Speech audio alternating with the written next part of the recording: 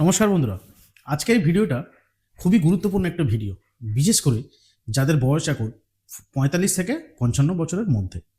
ঠিক আছে, একটা প্রশ্ন দিয়ে আজকে শুরু করি। ধরুন আপনার বয়স এখন 49 বছর, ঠিক আছে, চাকরি আছে কিন্তু অবসর আর মাত্র 5 থেকে 6 বছর দূরে।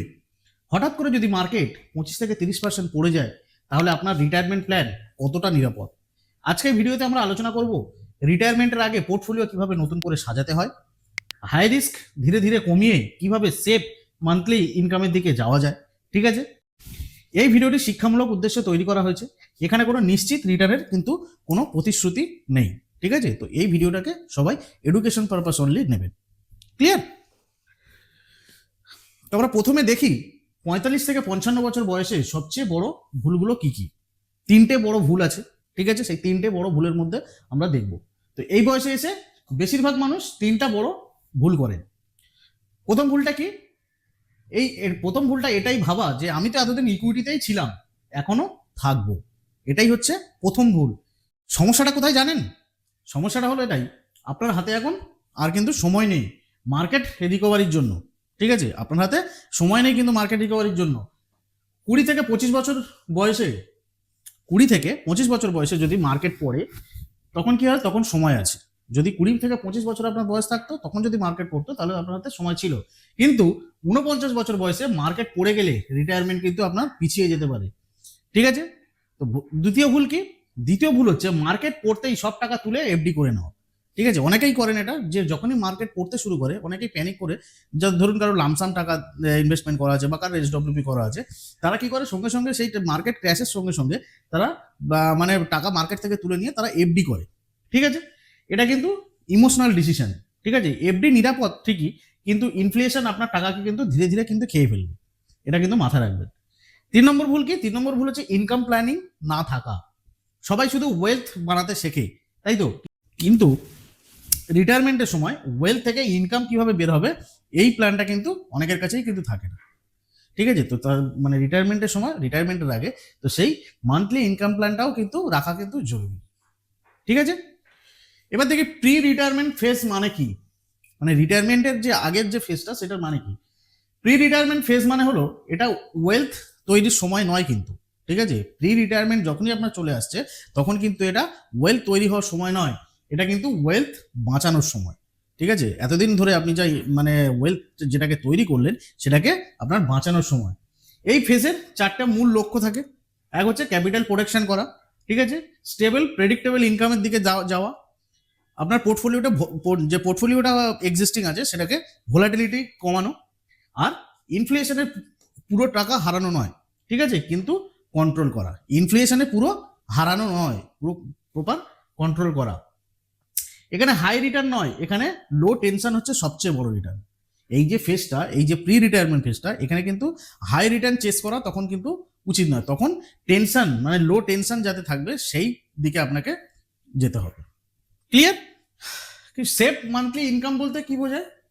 এরপরে আমরা দেখি যে সেফ মান্থলি ইনকাম বলতে কি বোঝায়। সেফ মান্থলি ইনকাম বলতে বোঝায় যেখানে ঝুঁকি আপনার তুলনামূলক কম, যেখানে ইনকাম আন্দাজ করা যায়, আর যেখানে ক্যাপিটাল প্রোটেকশন প্রায়োরিটি থাকে। সেফ মানে কিন্তু জিরো রিস্ক নয়, এটা কিন্তু মাথায় রাখবেন। সেফ মানেই যে হচ্ছে জিরো রিস্ক, সেটা কিন্তু না। সেফ মানে কন্ট্রোলড রিস্ক, মানে যে রিস্কটাকে আমরা কন্ট্রোল করতে পারি, এটাই মানেই হচ্ছে safe.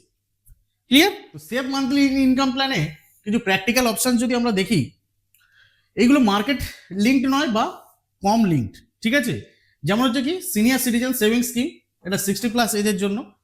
PMVVY, post office MIS, bank FD, ঠিক আছে, ইনকাম অপশন। এগুলো হাই রিটার্ন দেয় না ঠিকই, কিন্তু মেন্টাল পিস দেয়, মানে হচ্ছে আপনাকে শান্তি দেয়। ক্লিয়ার? এবার আমরা এই মানে ডিটেল যে চ্যাপ্টারটা আছে ওটা আমরা পরে দেখছি। এবার আমি আইডিয়াল অ্যাসেট অ্যালোকেশন একটু যদি দেখি 49 to 55 ইয়ার্সের জন্য, ঠিক আছে, তো এখানে একটা আমি চার্ট দিয়েছি, সেই চার্টের মাধ্যমে আমি দেখাবো যে আইডিয়াল মানে অ্যাসেট অ্যালোকেশন কি থাকতে হবে। এটা হলো অ্যাসেট অ্যালোকেশন আর এটা হচ্ছে পারপোজ। তো এই যে অ্যাসেট অ্যালোকেশন থাকবে ইকুইটি মিউচুয়াল ফান্ড। যদি আপনি ইকুইটি মিউচুয়াল ফান্ড করেন, তো সেক্ষেত্রে আপনার ইকুইটি মিউচুয়াল ফান্ড থাকবে কত? 35 থেকে 40%। এটা কি হবে? এটা ইনফ্লেশন প্রোটেকশন করবে, আর থাকবে কি হাইব্রিড মিউচুয়াল ফান্ড থাকবে কত 15 থেকে 20%, যেটা কিনা আপনার স্টেবিলিটি প্লাস আপনার গ্রোথ দেবে। ডেপথ মিউচুয়াল ফান্ড, ডেপথ থাকবে আপনার কত 20 থেকে 25% থাকবে আপনার ডেপথ, এটা আপনার ক্যাপিটালকে সেফ রাখার জন্য। আর গভর্নমেন্ট যে স্কিমগুলো যেগুলো আছে, ঠিক আছে, এসসি এসএস পিএম ভিভিওয়াই আর এফডি, এখানে আপনি এই তিনটে মিলিয়ে আপনি 10 থেকে 15% টাকা আপনি এখানে রাখতে পারেন। ঠিক আছে, এটা হচ্ছে আপনার স্টেবল ইনকাম অপশনস। আর ক্যাশ বা লিকুইড ফান্ড কতটা রাখবেন? ক্যাশ বা লিকুইড ফান্ড রাখবে 5%, সেটা হচ্ছে আপনার কি এমার্জেন্সি পারপাসের জন্য। ক্লিয়ার? দেখুন ইকুইটি মানে কি বলুন তো, ইকুইটি মানে গ্রোথ কিন্তু লিমিটেড, আর ডেপ মানে স্টেবিলিটি, আর ক্যাশ মানে মেন্টাল পিস। ঠিক আছে, এখানে লক্ষ্য কি বলুন তো, এখানে লক্ষ্য হচ্ছে ইকুইটি আছে কিন্তু নিয়ন্ত্রণে, ইনকাম ইনস্ট্রুমেন্টস আছে কিন্তু পুরো টাকা কিন্তু আটকে নয়। এটা কিন্তু এক্সাম্পল দিলাম আমি, ঠিক আছে, এটা কিন্তু কোনো রিকমেন্ডেশন নয়, এটাকে কেউ কিন্তু কোনো রিকমেন্ডেশন নেবেন না, আমি জাস্ট এটা একটা এক্সাম্পল দিলাম যে কিভাবে আইডিয়াল একটা অ্যাসেট অ্যালোকেশন করা যায়। ক্লিয়ার? এবার একটু দেখি step by step portfolio restructure plan. Step 1 সব মিউচুয়াল ফান্ড একসাথে দেখে নিন। ঠিক আছে, step 2 high risk fund identify করুন। স্টেপ 3 গ্র্যাজুয়াল শিফট, মানে এসটিপি কনসেপ্ট। এসটিপি কনসেপ্ট অনেকে যারা জানেন না, এসটিপি কনসেপ্ট আমার চ্যানেলে আছে এসটিপি নিয়ে ভিডিও, যে এসটিপিটা কি সেটা আপনারা দেখে নিতে পারেন। আর স্টেপ 4 কি? স্টেপ 4 হচ্ছে আপনার মান্থলি ইনকাম প্ল্যান ডিজাইন, যেটা কোনো এসডব্লিউপি কনসেপ্ট।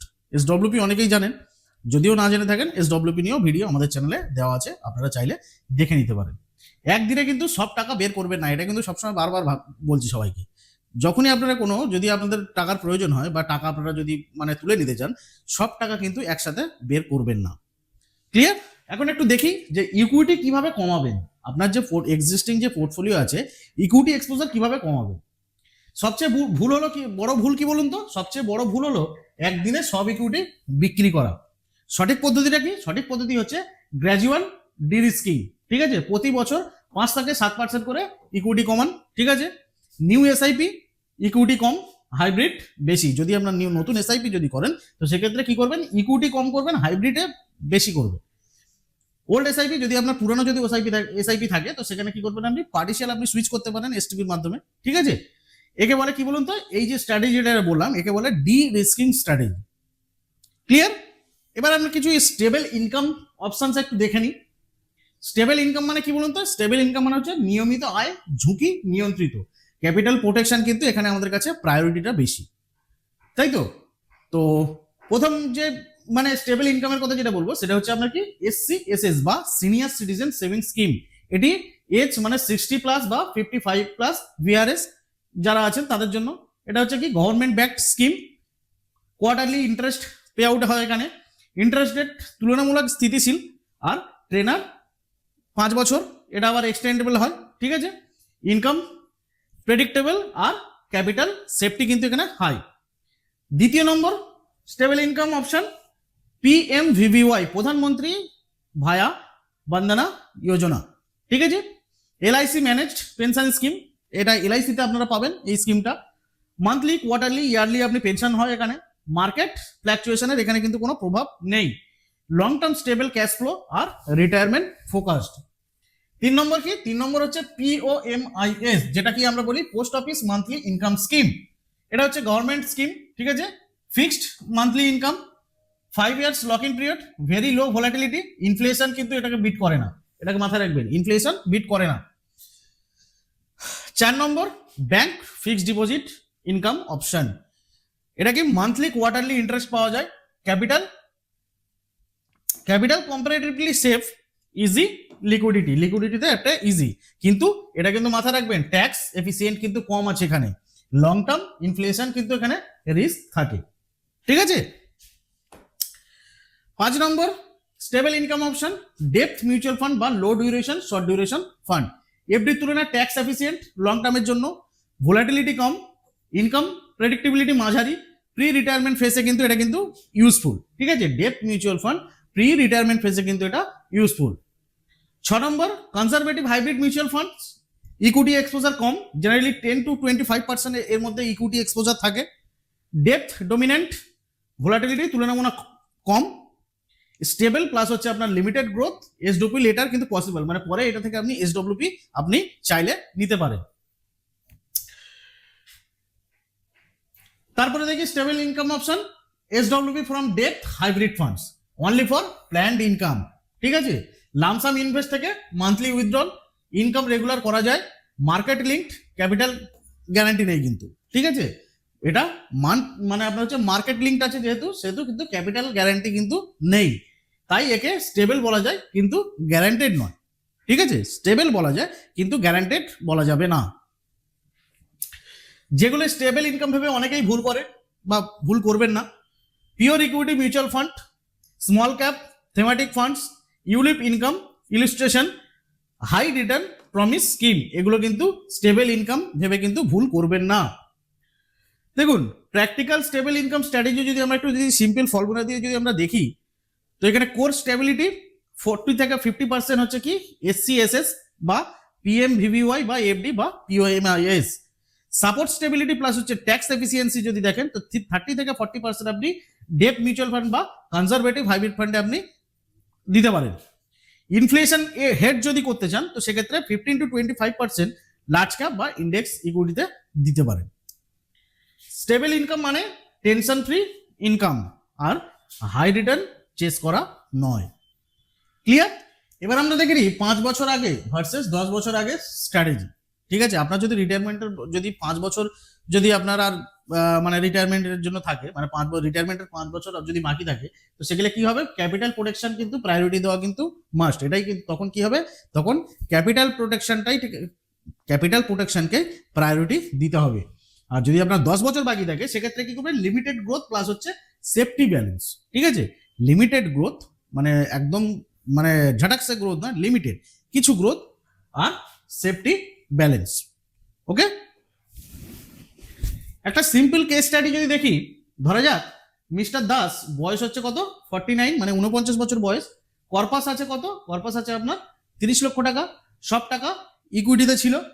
রিস্ট্রাকচার করার পর কি হলো, রিস্ট্রাকচার করার পর তার হলো কত 14 লাখ টাকা দিল ইকুইটিতে, 6 লাখ টাকা দিল হাইব্রিডে, 7 লাখ টাকা দিল আপনার ডেপতে, আর 3 লাখ টাকা দিল সেফ ইনকাম ইনস্ট্রুমেন্টে, ঠিক আছে। রেজাল্ট কি হলো, রেজাল্ট হলো আপনার মার্কেট ফলে কোনো প্যানিক নেই, রিটায়ারমেন্ট ইনকাম প্ল্যান রেডি, আর স্লিপ বেটার অ্যাট নাইট, মানে রাত্রে নিশ্চিন্তে মানে আরামের ঘুমটা তিনি অন্তত পারেন। ক্লিয়ার? তো বন্ধুরা একটা কথা সবসময় মনে রাখবেন, রিটায়ারমেন্টের আগে হাই রিস্ক নেওয়া কিন্তু ভুল, আবার সব রিস্ক বন্ধ করাও কিন্তু ভুল, ঠিক আছে। তো ব্যালেন্সটাই হচ্ছে কি বলুন তো, ব্যালেন্সটাই হচ্ছে আসল স্ট্র্যাটেজি। তো এখানে বলা কোনো কিছুই বিনিয়োগের পরামর্শ নয়, সিদ্ধান্ত নেওয়ার আগে আপনার আর্থিক উপদেষ্টার সঙ্গে আলোচনা করবেন।